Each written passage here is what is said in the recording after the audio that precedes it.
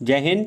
मैं सौरभ और आप मेरे साथ जुड़ रहे हैं एक बार फिर से डेली वीडियो संख्या 305 में। आज तारीख है 1 अगस्त 2020 और हम आपसे एक बार फिर से वही पुरानी बात रिपीट करते हैं कि हम डेली वीडियो के लास्ट में आपसे एक प्रश्न पूछते हैं, उस प्रश्न का जवाब आप अवश्य दें। साथ ही साथ हम जो करंट के प्रश्न होते हैं उनसे एग्जाम में आने वाले स्टैटिक जीके को लेकर के और हम अपने करंट के प्रश्न को इन डिटेल आपके साथ डिस्कस करते हैं। तो उस डिस्कस किए हुए प्रश्न को आप जरूर नोट करें और रिवीजन करें। बढ़ते अपने पहले प्रश्न की तरफ।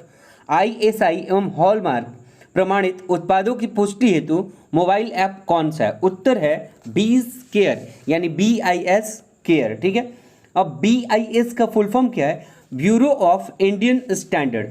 अब ध्यान देंगे ये ऐप बना क्यों? जैसे कि आप कोई भी हॉलमार्क वाला सामान खरीदते हैं, चाहे वो सोना हो या फिर कोई अन्य सामग्री, ठीक है, तो उसकी प्रामाणिकता कितनी है ये आप उस मोबाइल से उस हॉलमार्क को स्कैन करके पता कर सकते हैं। ठीक है, इसके लिए अब आपको कहीं जाने की ज़रूरत नहीं पड़ेगी और आपका सामान अगर ख़राब होता है तो आप इसी 20 केयर ऐप पे उसके खिलाफ कंप्लेन दायर कर सकते हैं। ठीक है, अब ध्यान देंगे इसको किया किसने, ये भी प्रश्न बन सकता है। तो ये किए हमारे केंद्रीय उपभोक्ता एवं खाद्य मामलों के मंत्री श्री रामविलास पासवान ने। ठीक है, अब एक बात और भी ध्यान देंगे कि यह ऐप उन सभी सामानों की सत्यता एवं प्रामाणिकता बताएगा। किसकी? जिन पे हॉलमार्क लगा होगा। ठीक है, तो ये बात मैंने आपके साथ डिस्कस करा और 20 केयर का क्या कार्य है आप अब तक समझ चुके होंगे। बढ़ते अपने दूसरे प्रश्न की तरफ। प्रतिष्ठित बुकर सम्मान के लिए शामिल अवनी दोषी का उपन्यास कौन सा है? उत्तर है बर्न्ड शुगर। अब ध्यान देंगे कि ये अवनी दोषी हमारे लिए इंपॉर्टेंट क्यों है?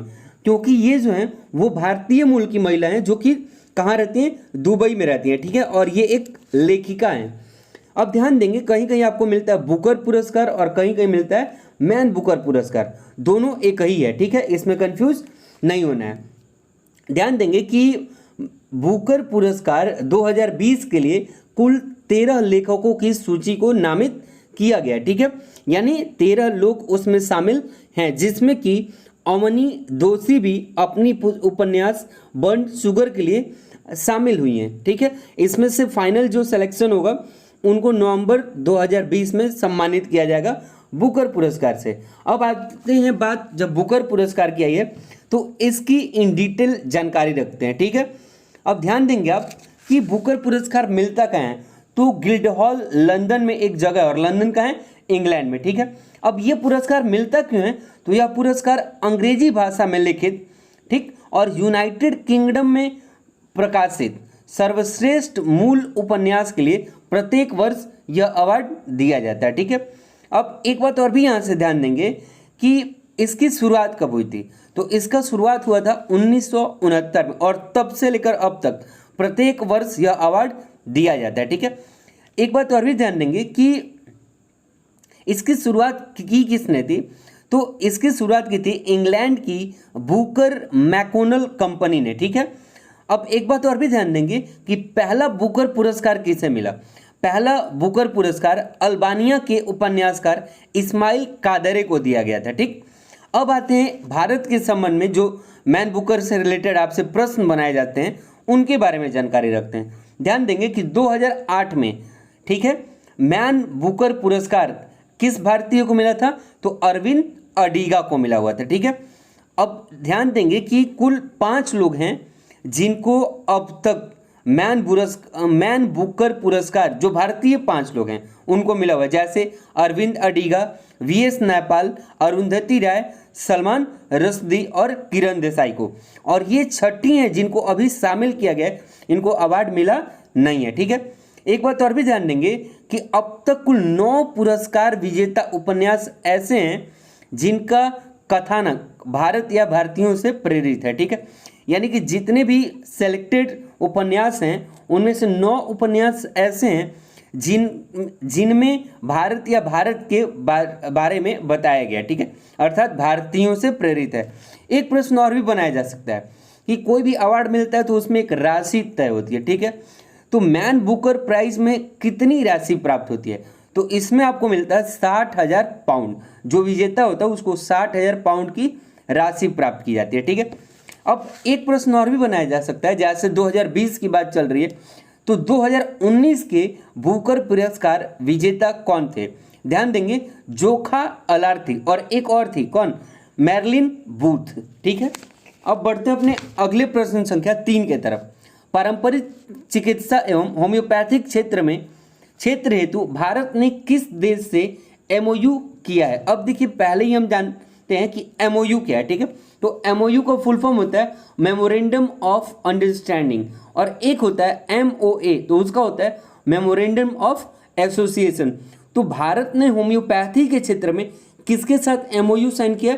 तो उत्तर है जिम्बाब्वे। अब ध्यान देंगे कि एमओयू और एमओए क्या है, तो किसी भी चीज पर जो शुरुआती बात चल रही होती है वो होता है एमओयू। ठीक है, और जब वो बात तय हो जाता है, जिस पे जब काम करना शुरू करना होता है, तो वो होता है एमओए। ठीक है, तो ध्यान देंगे कि हुआ क्या कि होम्योपैथी के क्षेत्र में काम करने के लिए जिम्बाब्वे के साथ, ठीक, इस पर बातचीत जो शुरू हुई थी, हमारे प्रधानमंत्री ने शुरू किया था। कब? 30 नवंबर 2018 को। ठीक है, जिससे 29 जुलाई 2020 को मोदी गवर्नमेंट के केंद्रीय मंत्रिमंडल ने, जिसकी अध्यक्षता खुद हमारे प्रधानमंत्री श्री नरेंद्र मोदी ने की थी, उसे स्वीकृति प्रदान कर दी है। ठीक है, अब जब बात आई है होम्योपैथी की, तो होम्योपैथी से 2-3 प्रश्न बनाए जा सकते हैं, जैसे होम्योपैथी के जन्मदाता कौन है? उत्तर है सैमुअल हैनीमैन। ठीक है, एक बात और भी ध्यान देंगे कि एक प्रश्न बनाया जा सकता है कि यह किस आधार पर काम करता है? तो यह चिकित्सा के समरूपता के आधार पर कार्य करता है। अब समरूपता का मतलब यहाँ पे क्या है? जैसे कि आपको किसी बीमारी के लिए होम्योपैथी की दवा चल रही है, ठीक है, तो उससे संबंधित जो भी उसके सिम्टम वाले बीमारी होंगे आपके शरीर में, उनको भी वो दवा खत्म करने का काम करेगी। ठीक है, तो एक बात और भी ध्यान देंगे कि होम्योपैथी की शुरुआत हुई कब थी? तो इसकी शुरुआत हुई थी 1796 यानी 1796 में, और इसे छद्म विज्ञान भी कहा गया। तो एक प्रश्न बन सकता है, छद्म विज्ञान किससे कहते हैं? उत्तर होगा होम्योपैथी। ठीक है, बढ़ते अपने अगले प्रश्न संख्या 4 के तरफ। भू अध्ययन हेतु चीन ने कितना सैटेलाइट छोड़ा है? उत्तर है 3। ठीक है, बढ़ते अपने अगले प्रश्न संख्या 5 के तरफ। और चीन से रिलेटेड जो भारत की सीमाएं लगती हैं या फिर भारत के साथ जो लाइन है, उनका डिस्कस मैं पीछे के डेली डोज में कर चुका हूं, और इसीलिए आपसे कहते हैं कि आप डेली डोज के सभी प्रश्न को, कम से कम जो उनके स्टैटिक प्रश्न हैं उनको तो जरूर लिखें। ठीक है, क्योंकि वो आपके एग्जाम के लिए बहुत महत्वपूर्ण होंगे। आगे बढ़ते अपने अगले प्रश्न संख्या 5 पर। किस राज्य ने अक्षय ऊर्जा नीति लागू की है? अक्षय ऊर्जा नीति 2020 लागू की है। उत्तर है आंध्र प्रदेश।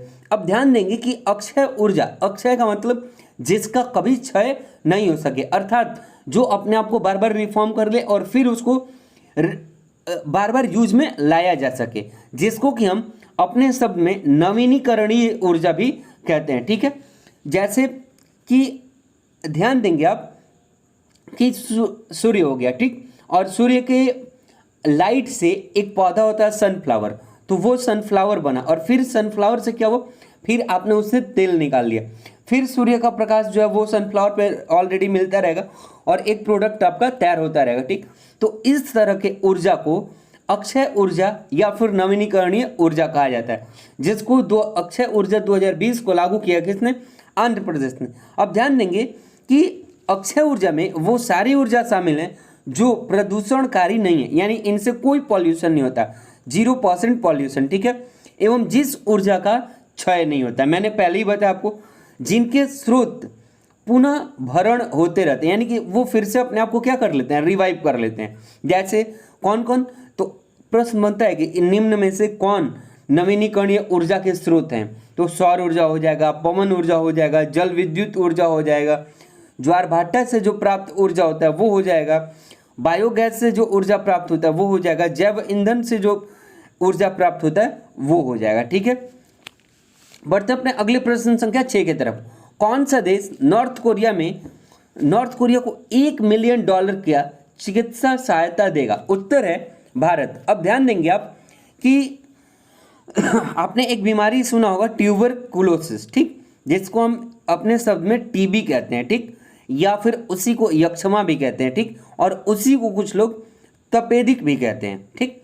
तो ध्यान देंगे कि भारत ने $1 मिलियन 1 मिलियन अमेरिकी डॉलर है, ठीक है, क्या है यहाँ पे आप सुधार भी लेंगे, 1 मिलियन अमेरिकी डॉलर है, ठीक है। तो तपेदिक रोधी दवा के रूप में 1 मिलियन अमेरिकी डॉलर की चिकित्सीय सहायता भारत सरकार करेगा किसको? तो आपका उत्तर होगा नॉर्थ कोरिया यानी उत्तरी कोरिया को। अब एक बात ध्यान देंगे कि ऐसा भारत कर क्यों रहा है। तो WHO के अपील के बाद भारत ने इस सहायता का ऐलान किया है, यानी WHO ने आगे आकर के और इस बीमारी से लड़ने का ऐलान जब अपील किया तो भारत ने मदद करने का ऐलान किया। अब ध्यान देंगे कि जो WHO के कोरिया में चलाए जा रहे एंटी ट्यूबरकुलोसिस, कौन चला रहा है? WHO। और मैंने आपको पीछे बताया कि WHO क्या होता है और WHA क्या होता है, ठीक है, आप जाके पीछे से देख सकते हैं। प्रोग्राम के तहत भारत की ओर से मुहैया कराई जाएगी। इस दवा की खेप Democratic People's Republic of Korea, जिसको शॉर्ट फॉर्म में DPRK कहते हैं, ठीक, कोरिया के भारतीय राजदूत अतुल मल्हारी गोत्सुर्वे। अब ध्यान देंगे, याद रखेंगे यहाँ पे कि उत्तरी कोरिया में भारतीय राजदूत कौन है? उत्तर होगा अतुल मल्हारी गोत्सुर्वे। और ये प्रश्न बनाया जा सकता है क्योंकि हम वहां पर अपना पैसा इन्वेस्ट कर रहे हैं, तो यहां से एक प्रश्न बन सकता है, ठीक। गोत्सुर्वे द्वारा WHO प्रतिनिधि की उपस्थिति में Democratic People's Republic of Korea को यह दवा क्या किया जाएगा? सौंपा जाएगा, ठीक। अब जैसे एक दो प्रश्न और भी कोरिया से क्या बनाए जा सकते हैं, ये कोरिया के उत्तरी कोरिया के सर्वोच्च नेता कौन है? तो है किम जोंग उन, सभी को पता है। राजधानी कहाँ है? प्योंगयांग। और मुद्रा क्या है? उत्तर कोरियाई वॉन, ठीक है। तो इतनी जानकारी आपको मिली प्रश्न संख्या 6 से। बढ़ते अपने अगले प्रश्न संख्या 7 के तरफ। भारत में सबसे ज्यादा बिकने वाला साबुन कौन सा बन गया? उत्तर है डेटॉल। ध्यान देंगे कि कोविड को लेकर के वैसे भी हम लोग जानते हैं कि जो डेटॉल सॉप है वो वायरस को मारने में उपयोगी होता है, ठीक। तो उसी चीज़ से वैसे भी पता है कि 20 सेकंड तक हाथ धोना है, हैंड सैनिटाइजर का यूज़ करना है, तो इस दौरान मेडिकेटेड सॉप है डेटॉल, ठीक, और हम लोगों ने ज़्यादा यूज किया।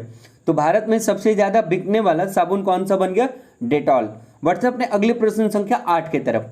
500 टेस्ट विकेट लेकर विश्व का 7वां क्रिकेटर कौन बन गया? उत्तर है स्टुअर्ट ब्रॉड। ये कहाँ के हैं? इंग्लैंड के हैं। अब एक बात ध्यान देंगे कि अगर तेज गेंदबाज की बात करें, क्योंकि स्टुअर्ट ब्रॉड जो है वो तेज गेंदबाज हैं, तो 500 विकेट लेने वाले ये चौथे तेज गेंदबाज बने हैं। जबकि अगर ओवरऑल बॉलर की बात करें तो ये 7वें गेंदबाज हैं जिन्होंने कुल 140 मैच में 500 विकेट प्राप्त किए हैं। अब एक बात ध्यान देंगे कि जब मैंने कहा कि इनसे पहले भी कुछ लोगों ने लिया है, क्यों, तभी तो ये 7वें रैंकिंग पे आए हैं। तो पहला गेंदबाज कौन था?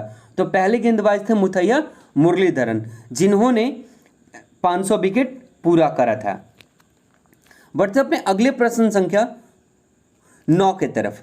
नई शिक्षा नीति 2020 किसमें सुधार कर लाई जा रही है? उत्तर है राष्ट्रीय शिक्षा नीति 1986, यानी आज से 34 साल पहले बनी शिक्षा नीति में सुधार करके और नई शिक्षा नीति 2020 लाई जा रही है। अब ध्यान देंगे, यहाँ से बहुत सारे प्रश्न बन सकते हैं, इसके लिए इसका इन डिटेल एक्सप्लेनेशन काफ़ी जरूरी हो जाता है। तो ध्यान देंगे इसको कि देश भर में विद्यालयों और उच्च शिक्षा व्यवस्था में ट्रांसफॉर्मेशनल रिफॉर्म लाना किसका मकसद है? नई शिक्षा नीति जो 2020 का। इसका सुझाव पूर्व इसरो प्रमुख के कस्तूरी रंजन की अध्यक्षता वाली समिति ने नई शिक्षा नीति के तहत शैक्षणिक सुधार का सुझाव दिया था, ठीक। एक बात और भी ध्यान देंगे कि इस नई शिक्षा नीति का प्रारूप 1986 में तैयार हुआ था। 1992 यानी 1992 में इसे अपडेट किया गया और मई 2016 में पूर्व कैबिनेट सचिव स्वर्गीय TSR सुब्रमण्यम की अध्यक्षता वाली नई शिक्षा नीति के विकास क्रम से जुड़ी समिति ने रिपोर्ट सौंपी थी, ठीक। और इसी रिपोर्ट के आधार पर केंद्रीय मानव संसाधन विकास मंत्रालय ने नई शिक्षा नीति 2016 के प्रारूप से जुड़े कुछ इनपुट तैयार किए, ठीक है। क्लियर है। और यहीं से एक प्रश्न और भी बन जाएगा, ध्यान देंगे आगे चल के, कि किस मंत्रालय का नया नाम शिक्षा मंत्रालय कर दिया गया। तो मानव संसाधन विकास मंत्रालय का नाम क्या कर दिया गया, शिक्षा मंत्रालय कर दिया। अब हम बात कर रहे थे रिपोर्ट की, तो ध्यान देंगे कि जून 2017 में के कस्तूरी रंजन की अध्यक्षता वाली नई शिक्षा नीति प्रारूप समिति का गठन हुआ और समिति ने अपनी रिपोर्ट केंद्रीय मानव संसाधन मंत्री को 31 मई 2019 को सौंपी। अब ध्यान देंगे इसके कुछ महत्वपूर्ण पॉइंट्स और भी जो हैं, ठीक, जैसे कि नई शिक्षा नीति के मुख्य स्तंभ क्या हैं। तो मुख्य स्तंभ है पहुंच, समता, गुणवत्ता, वहनीयता और जवाबदेहिता। और भी कुछ पॉइंट्स हैं, जैसे कि इसका उद्देश्य है प्राथमिक और माध्यमिक स्तर की स्कूली शिक्षा के सभी स्तरों पर सार्वभौमिक पहुंच सुनिश्चित करना। साथ ही साथ स्कूल छोड़ चुके 2 करोड़ बच्चे हैं उनको वापस मुख्य धारा में जोड़ना, ठीक है, एवं शिक्षा को औपचारिक एवं अनौपचारिक मोड़ पर अपनाना है, ठीक है। और ध्यान देंगे एक सबसे इंपॉर्टेंट क्या है, जो डेटा बेस्ड प्रश्न है और ये बन सकता है आगे आने वाले एग्जाम के लिए आपके साथ प्रश्न, कि 2035 तक उच्च शिक्षा में ग्रॉस एनरोलमेंट रेशियो को जो 2018 में 26.3% था उसे 50% तक करना है। कब तक, 2035 तक, ठीक है। एवं एक और नया काम क्या करना है कि उच्च शिक्षा के लिए 3.5 करोड़ यानी 3.5 करोड़ नए सीटों को जोड़ना है, ठीक है। बढ़ते अपने अगले प्रश्न संख्या 11 की तरफ। बैंडीकूट क्या है? उत्तर है सीवर मैनुअल सफाई करने वाला एक रोबोट। अब ध्यान देंगे कि बैंडीकूट रोबोट दुनिया का ऐसा पहला रोबोट है जो मेक इन इंडिया के तहत जेनरोबोटिक नामक एक स्टार्टअप इंडिया कंपनी द्वारा विकसित किया गया, ठीक। और इसको मतलब विकसित करने के लिए पैसे किसने लगाए हैं, तो इंडियन ऑयल कॉरपोरेशन लिमिटेड ने यानी IOCL ने, उसने अपना CSR दिया इनको, ठीक है, किसको, स्टार्टअप इंडिया कंपनी को। और इन्होंने इसे बनाया, किसे, बैंडीकूट रोबोट को। क्या काम है इसका, तो इसका काम है सीवर के मैनहोल की सफाई, ठीक है। तो ये प्रश्न आप तक। अब एक बात और भी ध्यान देंगे कि ये कहाँ बना, तो आपने असम का गुवाहाटी शहर सुना होगा, ठीक, तो वहीं के स्टूडेंट ने इस रोबोट को बनाया है। बढ़ते अपने अगले प्रश्न संख्या 12 की तरफ। पेटीएम के संस्थापक कौन है? उत्तर है विजय शेखर शर्मा। अगले प्रश्न संख्या 13 की तरफ बढ़ते हैं। संयुक्त राष्ट्र एवं आई कॉन्गो द्वारा किसे कर्मवीर चक्र पुरस्कार दिया गया? उत्तर है सुनील यादव। और ये सभी वन लाइनर प्रश्न हैं, इनसे आप एज इट इज याद रख लें। हाल ही में निधन हुई बॉलीवुड अभिनेत्री कुमकुम का वास्तविक नाम क्या था? उत्तर है जीबू निशा, ठीक है। तो यहाँ 2 प्रश्न बन सकता है, हाल ही में किस बॉलीवुड अभिनेत्री का निधन हुआ है, ये भी प्रश्न बन सकता है, या फिर ये कि कुमकुम का वास्तविक नाम क्या था? उत्तर होगा जीबू निशा। अगले प्रश्न संख्या 15 की तरफ बढ़ते हैं। UN प्रमुख ने किस भारतीय को अपने सलाहकार समूह में शामिल किया?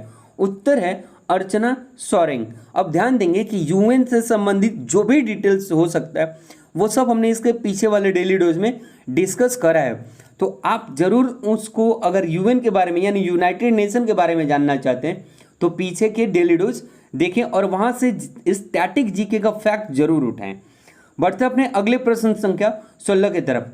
प्रधानमंत्री पुरस्कार सूची में कौन सी नई परियोजना शामिल की गई है? उत्तर है नमामि गंगे। और ध्यान देंगे कि नमामि गंगे की शुरुआत गंगा सफाई के लिए की गई थी। जब पहली बार मोदी गवर्नमेंट बनी थी उसी समय एक मंत्रालय बनाया गया गंगा सफाई के लिए, ठीक है, और एक प्रोजेक्ट चलाया गया नमामि गंगे। बढ़ते अपने अगले प्रश्न संख्या 17 की तरफ। हाल ही में किस राज्य में ग्रीन एजी प्रोजेक्ट लॉन्च किया गया? उत्तर है मिजोरम, ठीक है, और मिजोरम की राजधानी कहाँ है? आइजॉल। बढ़ते अपने अगले प्रश्न संख्या 18 की तरफ। 1998 में चोरी हुई कौन सी मूर्ति भारत वापस आ गई है? उत्तर है राजस्थान मंदिर की नटसा मूर्ति। कौन? राजस्थान मंदिर की नटसा मूर्ति। अगले प्रश्न संख्या 19 की तरफ बढ़ते हैं। विश्व बाघ दिवस 2020 का थीम क्या है? उत्तर है their survival is in our hands. क्या है? Their survival is in our hands. और इसे आप एज इट इज रट रखेंगे तथा मैंने पिछले डेली डोज संख्या में विश्व बाघ दिवस किस तिथि को मनाया जाता है जुलाई में, वो मैंने बताया है। ठीक, तो आप इसके पीछे वाले डेली डोज में जाकर के वहाँ से विश्व बाघ दिवस के जो भी इंपॉर्टेंट फैक्ट्स हैं उनको आप वहाँ से देख लेंगे। बढ़ते अपने अगले प्रश्न संख्या 20 की तरफ। DIAT पुणे ने किस नाम से मेडिकल बेड आइसोलेशन सिस्टम शुरू किया? उत्तर है आश्रय। ठीक है, तो ये थे आज के कुल 20 प्रश्न। ठीक है, हमने पिछले रोज आपसे एक प्रश्न पूछा था, दक्षिण अफ्रीका की राजधानी कहाँ है? तो इसका उत्तर केप टाउन, प्रिटोरिया और ब्लोमफोंटेन तीनों होगा। ठीक है, बढ़ते अपने आज के प्रश्न की तरफ। भारत का सबसे बड़ा टाइगर रिजर्व कौन सा है? उम्मीद करते हैं कि आप सभी को पता होगा, तो अच्छी बात है। ठीक है, नहीं पता होगा तो पीछे का डेली डोज देखें, वहाँ मैंने इसको डिस्कस करा है, या फिर आप गूगल करें और वहाँ से इसके बारे में जानकारी इकट्ठा करके कमेंट जरूर करें। ठीक है, बढ़ते अपने फिर मिलेंगे अगले डेली डोज संख्या में। ठीक है, तब तक के लिए जय हिंद।